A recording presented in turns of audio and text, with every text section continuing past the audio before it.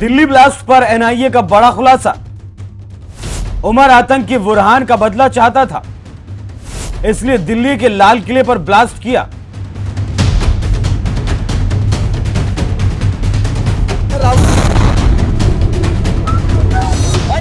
तारीख थी 10 नवंबर, वक्त था 6:52। लाल किले के पास एक जोरदार धमाका होता है।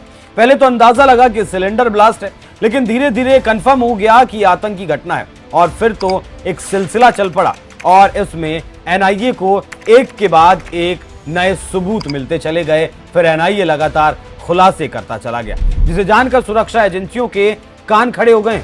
इस ब्लास्ट का लिंक कभी तुर्की जाता है तो कभी बांग्लादेश, तो हमास तो कभी लश्कर। अब इसी ब्लास्ट में एक और खुलासा हुआ है और कहा जा रहा है कि आतंकी उमर पहले मारे गए बुरहान वानी की मौत का बदला लेना चाहता था। ये कहानी है एक डॉक्टर की, वही बुरहान जिसे 2016 में सेना ने घेर कर मार दिया था। दिल्ली धमाका छोटा था, लेकिन संकेत और सोच दोनों आतंकियों को बड़ा बताने वाली थी। दिल्ली के बीचों बीच लाल किले के पास एक कार में आईईडी और उस कार में एक आत्मघाती हमलावर डॉक्टर उमर नबी।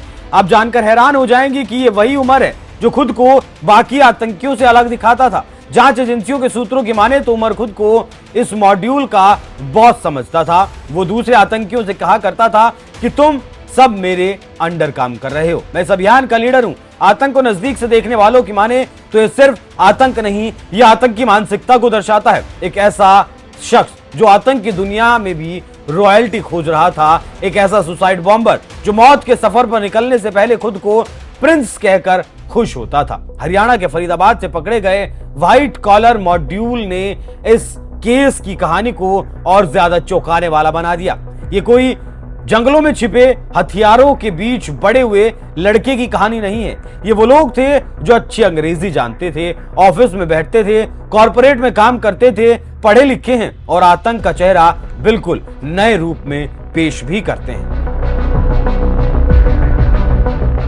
आपको जानकारी देते चलें कि इस खुलासे पर एनडीटीवी की रिपोर्ट कहती है कि फरीदाबाद से पकड़े गए मॉड्यूल में शामिल कई संदिग्धों ने पूछताछ में यह बताया है कि उमर न सिर्फ बॉसी था, बल्कि वो खुद को अमीर मानता था। मतलब ये कि आतंक का ये गिरोह सिर्फ बंदूकों से नहीं, अहंकार, आतंकवाद और ब्रेन वॉशिंग के मिश्रण से तैयार हुआ था। लेकिन असली सवाल ये है कि उमर कौन था और वो देश के दिल दिल्ली में धमाके क्यों करना चाहता था। और जांच एजेंसियां इस ओर देखकर सोचती हैं तो दिमाग क्यों हिल जाता है, जो काफी खतरनाक है। उमर 2016 में मारे गए कश्मीर के आतंकवादी बुरहान वानी की मौत का बदला लेना चाहता था। अगर आपको याद हो तो आतंकी बुरहान वानी को जब सेना के द्वारा मार दिया गया था, तब घाटी में हिंसा भड़क उठी थी और आतंकवादियों ने इसे हीरो की तरह पेश किया था, और जिसकी मौत के बाद कई युवाओं को उकसाया भी गया था। दिल्ली ब्लास्ट का मास्टरमाइंड उमर का मानना था कि बुरहान वानी को मारकर भारत ने उनके आंदोलन के दिल पर वार किया है और इस वार के बदले लाल किले के पास धमाका करना उसके लिए एक प्रतीकात्मक बदला होगा। लेकिन जम्मू कश्मीर पुलिस की सतर्कता और दिल्ली पुलिस और सुरक्षा एजेंसियों की ताकत के सामने फेल हो गया और घबराकर निशाना सटीक न लगाकर खुद ही मौत को गले लगा लिया। आलोचक दिल्ली ब्लास्ट को लेकर अलग अलग नजरिया रखते हैं और उनकी बातों में थोड़ा दम लगता है। आलोचक कहते हैं कि दिल्ली ब्लास्ट एक संदेश था, एक निशाना था। वो अलग बात है कि आतंकी पूरी तरह सफल नहीं हो सके, लेकिन भारत की राजनीति भी उनके एजेंडे से सुरक्षित नहीं है और सुरक्षा एजेंसियों की हार है। अगर सुरक्षा एजेंसियां सही से काम करती तो आतंकी इतना नजदीक कैसे पहुंच पाते, लेकिन पहुंचे और अपना काम भी किया, और यही घमंड शायद उसे मानव बम बनाने की तरफ ले गया।